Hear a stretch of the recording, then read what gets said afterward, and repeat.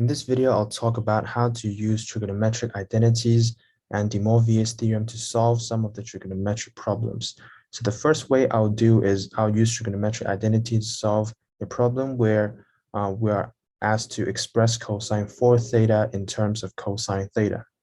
So in the first step, I wrote down cosine 4 theta equals to cosine squared 2 theta minus sine squared 2 theta.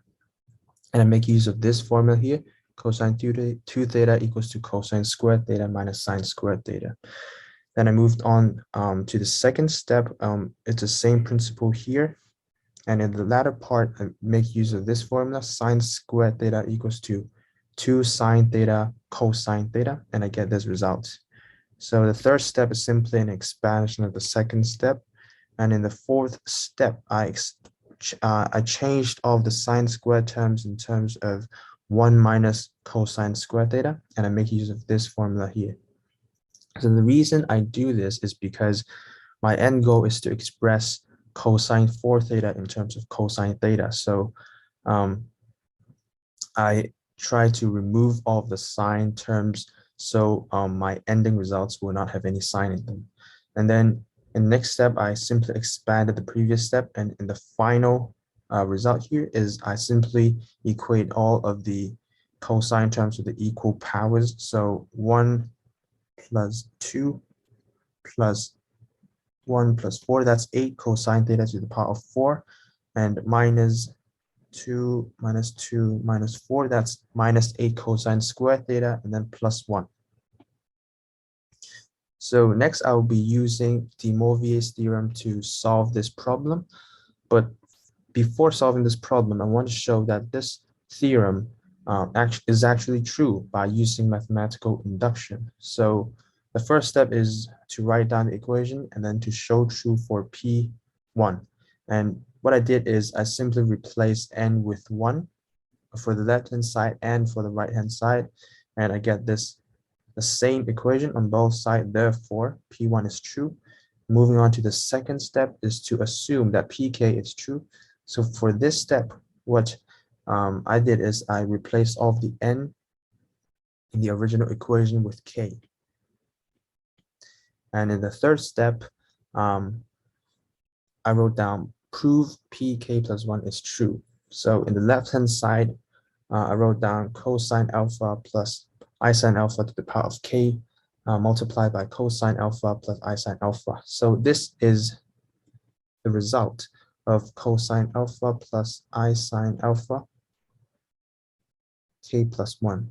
If I expand this, I will get to this step. Okay.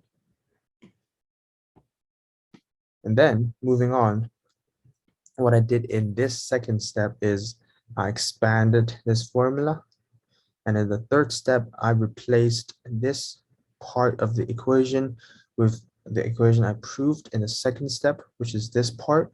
So I simply replaced this with this in this step. That's all I did. And then moving on, what I did is I again expanded.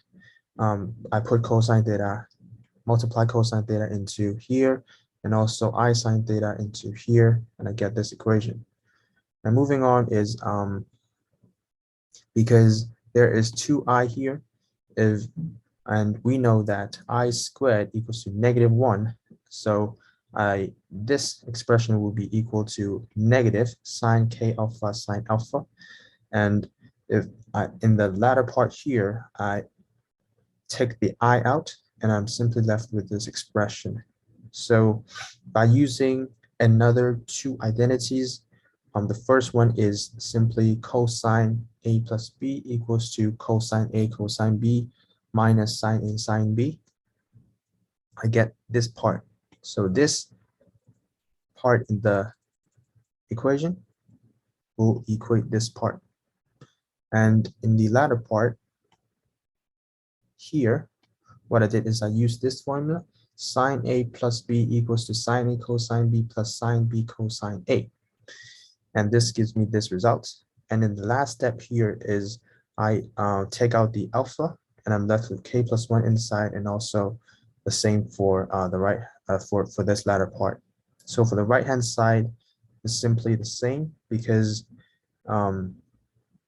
originally is cosine k alpha. So in this step, we have to prove pk plus 1 is true. Therefore, I wrote that cosine alpha times k plus 1, and it's also the same in here. So because p1 is true, pk is true, and pk plus 1 is true, therefore, by mathematical induction, pn is true. And I proved that by using mathematical induction that the De Morvier's theorem, this equation is true. So knowing that this equation is true, we can move on to solve the problem where we're asked to express cosine 4 theta in terms of cosine theta. So what I did here is the De Morvier's theorem equation is this one. So what I did is I put n equals to 4. So instead of n here, we have 4 here, and n here, we have 4 here. Okay, now what I did in this step is I expressed cosine theta plus I sine theta to the power of 4. I expanded it with binomial expansion, and it gives me this equation.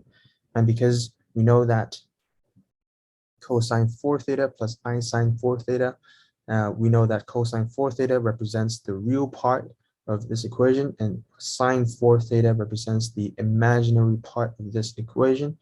And therefore, because they are both the same, we can say that if we take out the real part of this expansion here, which is cosine theta to the power of 4 minus 6 cosine square theta sine square theta plus sine to the theta to the power of 4, that's the real part in this equation. We can equate that with the real part here, which is cosine 4 theta. This gives me this expression.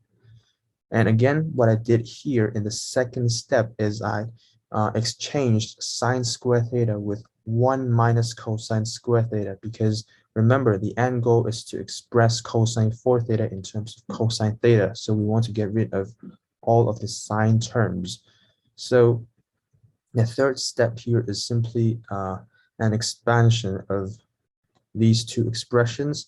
And in the last step is by grouping all of the cosine terms with the same power. So 1 plus 6 plus 1 gives me 8 cosine theta to the power of 4. And then negative 6 minus 2 is negative 8 cosine squared theta. And then 1 is just simply plus 1. So as you can see, from De Morvier's theorem, we proved that cosine 4 theta equals to 8 cosine theta to the power of 4 minus 8 cosine square theta plus 1.